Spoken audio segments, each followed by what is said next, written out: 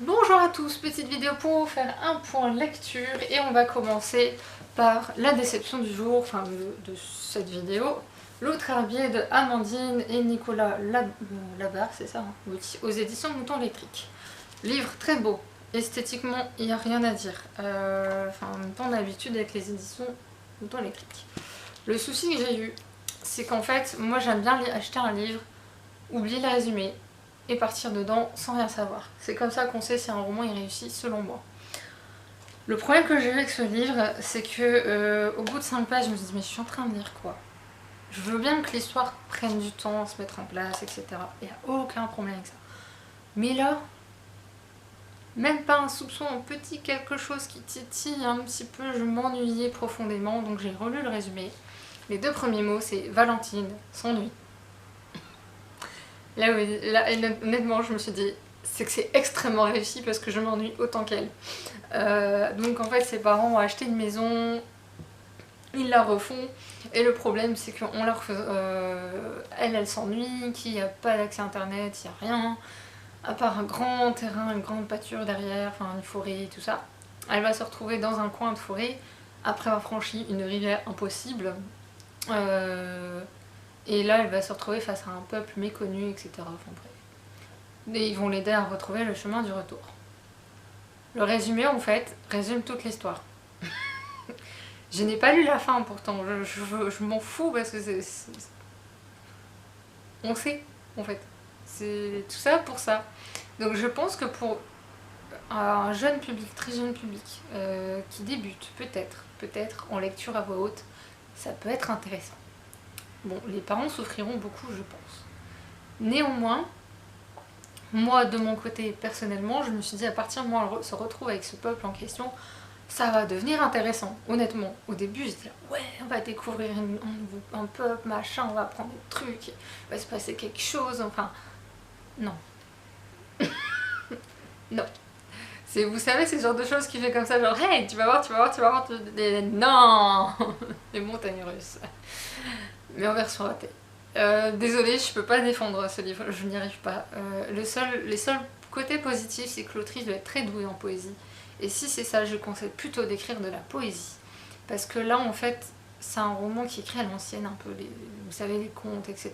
C'est écrit un peu comme ça. Ça me gêne pas, mais il faudrait encore qu'il se passe quelque chose. Et mon problème, c'est qu'il se passe rien. Donc voilà.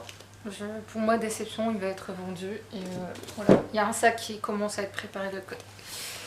L'univers des ailes géants ordres de Karima Djelid, pardon, excusez-moi. Donc là, alors elle a mis ça en pièce de théâtre, apparemment. Enfin, c'est un mélange de styles, on va dire. On est dans un Moyen-Âge fantasmagorique dans lequel des créatures issues de l'imaginaire sont douées de clairvoyance. Ils connaissent en fait l'avenir du monde, y compris le leur, ce qui est très... je pensais qu'ils connaissaient le leur, sauf que je pense qu'en fait pas tant que ça. Je pense que leur propre avenir ils le connaissent pas. Ils connaissent l'avenir de tous mais pas le leur. Et au fil du temps, en fait, dans cette histoire, il y a un de ces personnages, moi si je peux le dire, le génie. Le génie va découvrir que le roi qu'il sert va mourir suite à une guerre, que sa seule solution c'est d'épouser une sorcière, la plus puissante. Sauf que elle, son destin est déjà tout tracé puisqu'elle doit rencontrer l'homme de sa vie, un guerrier venu de je sais plus où, et qui sont sur le point de se rejoindre. Lui, comme il veut pas mourir, il a décidé qu'il fallait trouver un moyen qu'elle n'épouse pas ce monsieur, mais qu'elle épouse lui. Donc ils vont faire ce qu'il faut pour que, voilà, que ça arrive. Et là, honnêtement, l'histoire, je me dis, ah, ça va être chouette, etc. Et tout. Et effectivement, c'est chouette, mais pas pour les raisons que je croyais. Moi, je pensais que ça allait être intéressant par rapport à des combats entre les êtres magiques et la sorcière, enfin, des trucs comme ça. Rien du tout. Rien du tout. Là-dedans, c'est juste fait pour rigoler, pour se marrer, parce qu'on passe plus de temps à voir les problèmes entre le fameux club là, des géants ordres. On passe plus de temps là-dessus que sur le fond de l'histoire, en fait. Mais c'est hyper drôle, quoi. Moi j'ai rigolé, j'étais à me dire limite je voulais un tome 2. Même ma mère, parce que comme c'était pas prévu que je reçoive ce livre, et je remercie encore l'autrice de me l'avoir envoyé avec l'autre que je suis en train de lire. Et ma mère m'a dit alors t'en as pensé quoi? J'ai dit mais c'est du gros n'importe quoi. Mais en rigolant, quand je dis c'est du gros n'importe quoi, c'est pour dire ça me fait profondément rire. J'adore en fait. Vous lisez pas ça pour lire une histoire hyper sérieuse et tout machin. Vous lisez ça vraiment pour vous rire, pour vous marrer quoi. Euh, alors j'ai jamais lu de Pratchett, mais il paraît que c'est hyper drôle du Pratchett. Mais du coup ça m'a fait penser à Pratchett en lisant, en me disant faudrait peut-être que je le lise du coup. Parce que je pense que si ça t'a fait marrer, peut-être que Pratchett te fera rire aussi. Et j'aime bien, voilà, j'aime beaucoup. Il n'y aura pas de tome 2, je pensais qu'il y aurait peut-être un tome 2, mais en fait non, et je comprends bien pourquoi, parce qu'en fait, quand j'ai commencé à lire l'autre service presse, Windsry, j'adore le titre. Un moment on tombe sur un personnage, et c'est un des personnages qui apparaît dedans, et pas du tout le même caractère. J'étais là en mode ah ça change quand même entre la femme qu'on a dedans et la femme qu'on trouve dedans dans l'autre. Je pense que l'autrice s'amuse à faire ce que moi j'ai fait pendant un temps, c'est de créer un personnage et de le mettre dans différentes situations.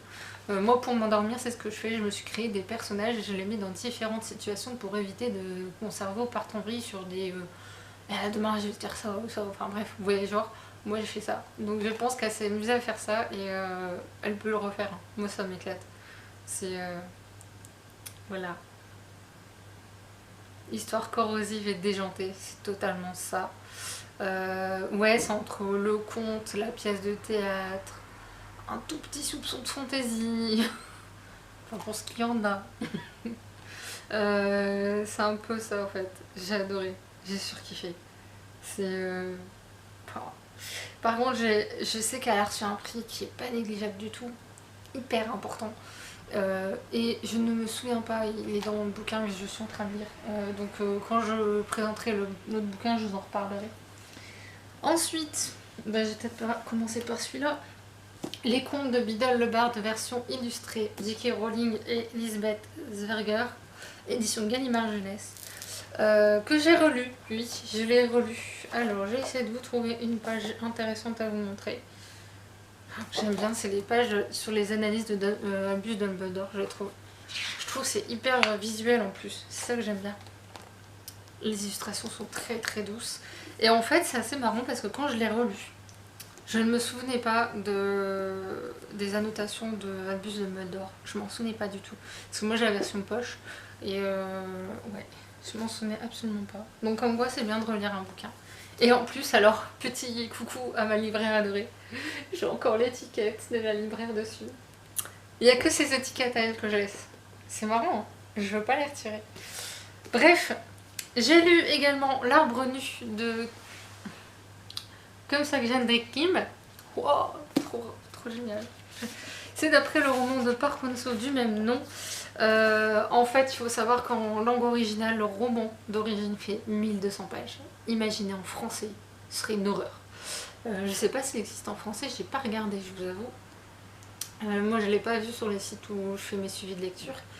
En fait, il faut savoir, je crois, que cette adaptation en BD a été faite expressément pour la France, de ce que j'ai cru comprendre dans le livre. Et si c'est ça, merci infiniment. On est dans les années 50 et pendant la guerre de Corée. Kyung, une jeune fille de 20 ans, une jeune femme de 20 ans, pardon, tient une boutique qui fait des portraits, des photos que les soldats américains leur fournissent sur des tissus. Donc il y a deux peintres à ce moment-là avec elle, et ça se plaint beaucoup. Jusqu'au jour où son patron va engager un nouveau peintre, Ok Hido. Et il faut savoir que toute cette histoire est vraie, hein. C'est une autobiographie apparemment, donc c'est inspiré d'une histoire vraie, voilà. Et en fait, la relation entre elle et ce nouveau peintre va être un peu particulière. Elle est très sous-entendue dans la BD, mais apparemment dans le roman, elle est assez différente. La relation est beaucoup plus décrite, beaucoup plus explicite aussi, je pense. Enfin, je sais pas trop, honnêtement.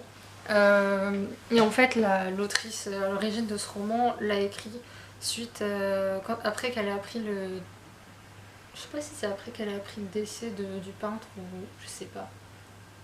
Enfin bref. Donc on suit cette histoire-là et en fait la guerre de Corée a fait beaucoup de mal, aussi bien pour le nord que pour le sud, en sachant qu'à l'époque c'était pas encore séparé. Donc il y avait les Coréens du nord qui descendaient vers le sud pour fuir la guerre justement. Et il faut savoir que Hokkaido venait de Corée du Nord. Enfin, vous avez compris ce que je veux dire.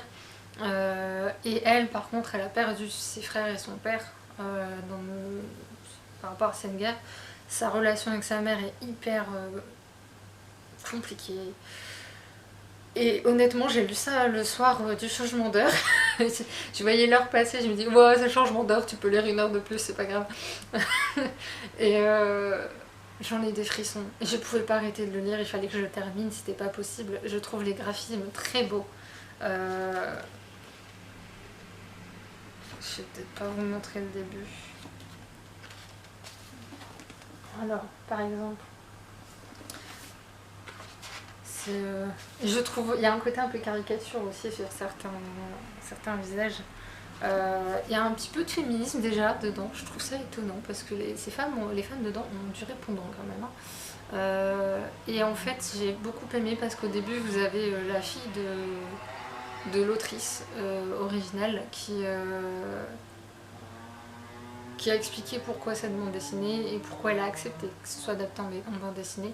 Et à la fin, on vous explique beaucoup de choses par rapport à la guerre de Corée et son impact au niveau mondial. Et que la guerre froide, en fait, dont on parle tout le temps, en fait, le berceau, c'est la Corée. Et tout le monde l'a un peu oublié. Alors que c'est totalement vrai. Et aussi, un truc intéressant, c'est qu'on a toujours peur des conflits nord-sud. Et en fait, elle explique à la fin, cette femme, en dehors du récit, je parle, qu'en fait il n'y a pas trop à s'inquiéter parce que les Coréens du Nord n'ont aucun intérêt à s'en prendre au Sud, tout simplement. Bon, ça n'a pas empêché qu'ils ont quand même fait un truc il y a quelques temps, mais c'est pas grave. Tout ça pour dire que cette BD était formidable. Je remercie ma libraire de m'avoir dit hey, t'as vu en vitrine, j'ai mis une BD coréenne. Bref, passons au Japon. Je ne suis pas un gars de fiction, de Naoto Asahara aux éditions Akata, version Young Novel, la collection. Il faut savoir que l'auteur de ce roman est réellement homosexuel, donc ça change déjà beaucoup. Et j'ai adoré ce roman. Alors c'est marrant parce que je l'ai commencé un premier week-end de lecture avec un nombre de pages, et je l'ai fini sur le deuxième week-end. Et en fait, c'est limite si j'ai pas involontairement, quand j'ai mis en pause le roman, coupé le roman en deux. On suit en fait Jun qui est homosexuel, qui ne le revendique pas parce que on n'oublie pas qu'on est dans une société, enfin au Japon en tout cas, enfin en France on est comme ça quand même, ça va mieux mais c'est pas encore ça. Il assume pas en fait son homosexualité, je pense que c'est surtout ça qu'il l'assume pas.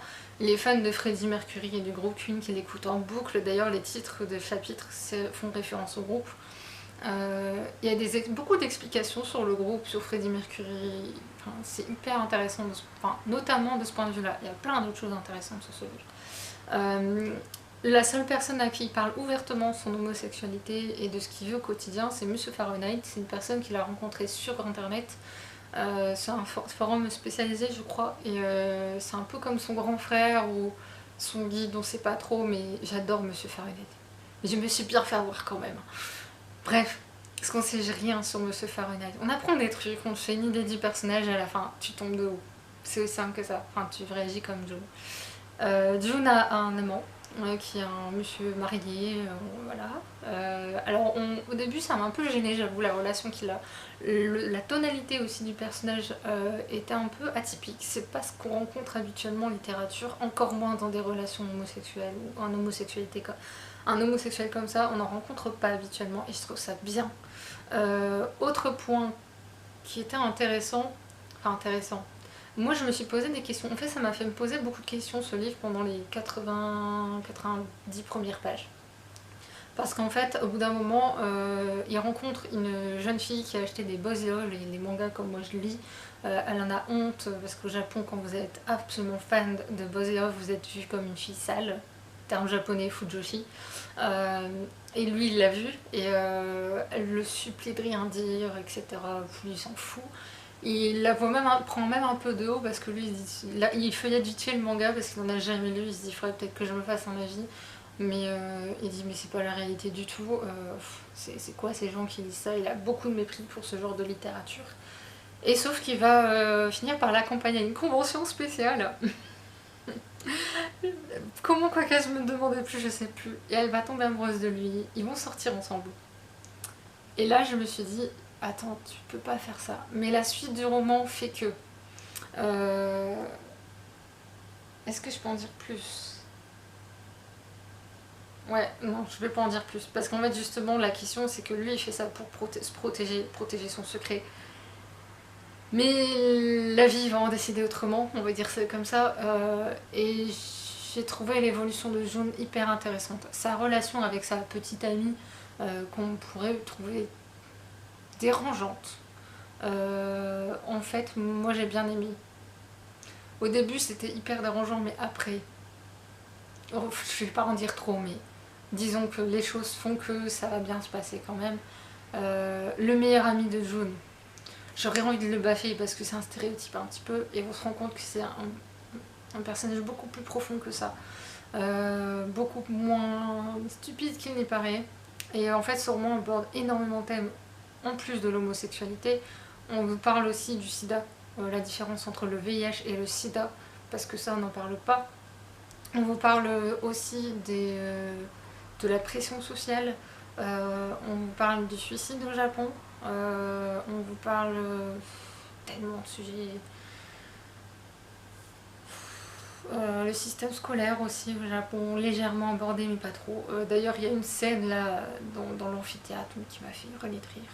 Je me dis, ça se passerait en vrai, que ce soit au Japon ici, hein, mais ça se résoudrait pas juste comme ça s'est résolu dans le bouquin. C'est le seul aspect qui est pas réaliste du tout. Tout le reste c'est hyper réaliste. Et ouais. S'il veut faire un tome 2, pour savoir ce que Jun devient par la suite, moi je veux bien. J'aimerais bien savoir. Mais enfin bref. C'était hyper... Honnêtement, c'est un roman hyper intéressant à lire. Je trouve ça hyper intéressant. Et j'avais lu des extraits sur la page Facebook de la maison d'édition. C'est ça qui m'a fait craquer. Et ouais. Bref. On passe. Et on va terminer même avec Bépocalypse d'Ariel Holz. Chouchou. Pardon, j'espère qu'il va pas regarder la vidéo parce que là je suis désolée, mais j'adore Ariel Holz. Ce mec, pour l'avoir rencontré en salon, quand vous le voyez en salon, il est tout timide, il est mignon, il est trop... Enfin bref, on a envie de dire ça va aller. C'est un peu ça l'idée. Il est hyper doux, agréable, enfin bref. Et quand vous lisez ça, vous vous dites, mais ce mec est totalement fêlé. J'adore. Ça m'a fait penser un peu... déjà la couverture, et la couverture va trop bien avec le livre. Aussi petit aparté, c'est que j'ai vu il y a pas longtemps une vidéo sur tous les trucs qu'on peut plus voir en littérature. Sachez que ce roman nous a écoutés. On a un trio, 2 filles, un garçon. D'habitude c'est 2 garçons et une fille. Merci. Donc une fille. Donc chez les filles, on en a 2. Une d'origine indienne, l'autre d'origine... Je sais plus d'ailleurs, tiens. Je sais plus. En tout cas, elle n'est pas blanche, ça c'est sûr. Mais moi, je les ai adorées toutes les deux. Sam est totalement fait des bien punk, un peu Harley Quinn, mais en étant plus réfléchie, on va dire ça comme ça. Vous savez, le truc de la batte de baseball, voilà. Vous avez donc l'autre jeune femme, Yvette, qui, elle, quand on la voit, elle a un aspect hyper sage et tout, mais elle est totalement fêlée. Un côté un peu très scientifique, très scolaire, très voilà, mais elle a son petit caractère. Et il y a Danny, le seul garçon du trio, qui lui est un peu peureux sur les bords quand bien même il s'habille en rock, enfin de manière très rock'n'roll. Voilà, ça m'a fait assez sourire d'ailleurs que les rôles soient plutôt inversés en fait dedans. Que c'est pas le jeune homme qui vient sauver la jeune fille, mais plutôt l'inverse. Ça m'a plu. Il y a plein d'autres choses qui m'ont plu là-dedans, mais il a vraiment pris tous les clichés de la littérature, les mécanismes, il les a tous abattus les uns après les autres. Le sarcasme présent dans une grosse partie du roman, mais ça m'a tué.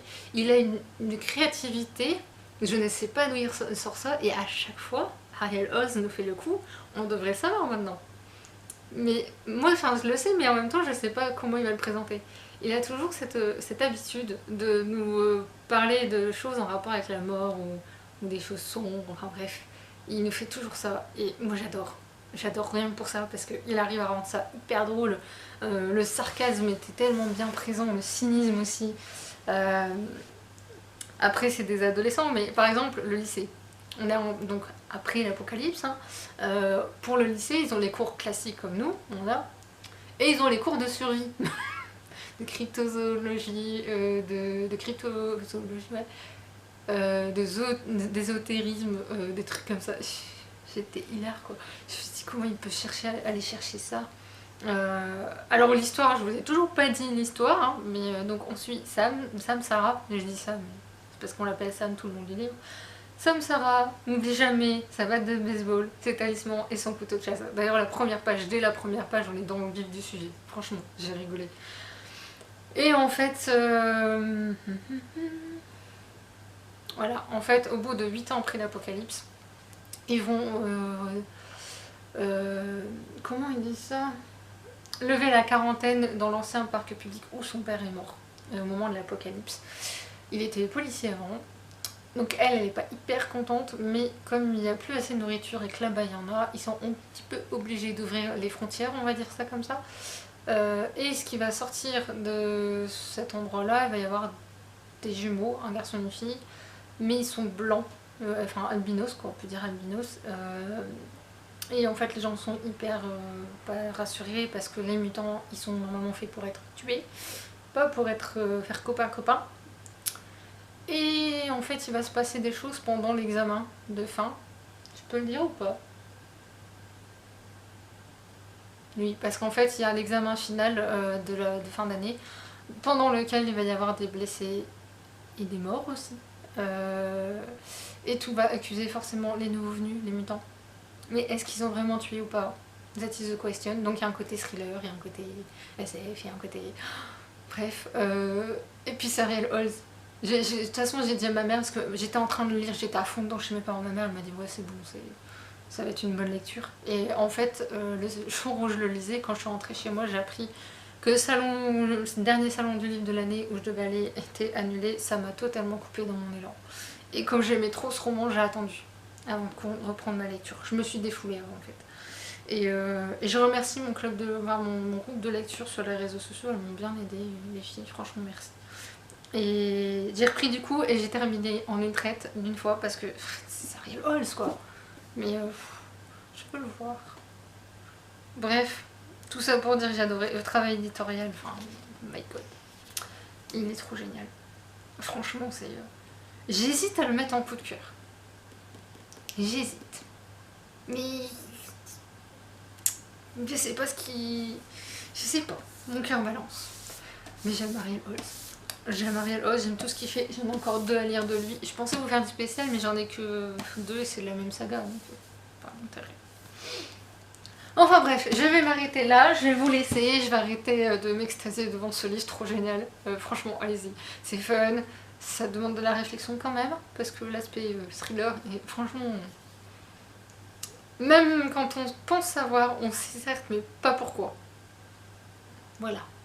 Bref, sur ce, je vais arrêter de parler, je vais vous laisser, je vais vous souhaiter un très bon week-end, et je vais vous dire à très bientôt. Salut!